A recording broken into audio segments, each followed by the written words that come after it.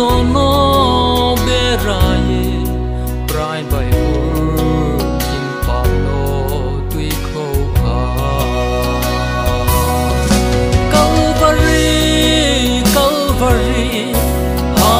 thai gui na ho Jisu lo rosori yao a Calvary Calvary abo ha thai cross chini pa lo Jisu tui kho a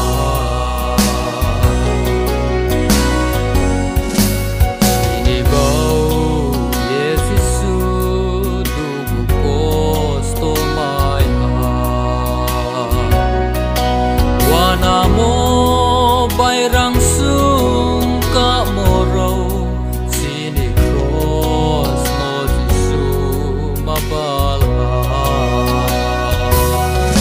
Calvary Calvary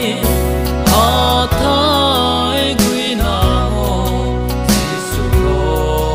rosori yao ha Calvary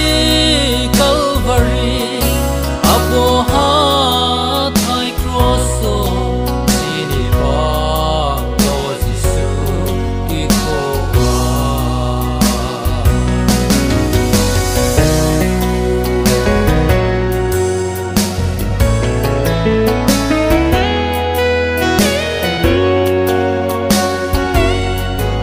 Jisu ang tui kang o ding ye sai pu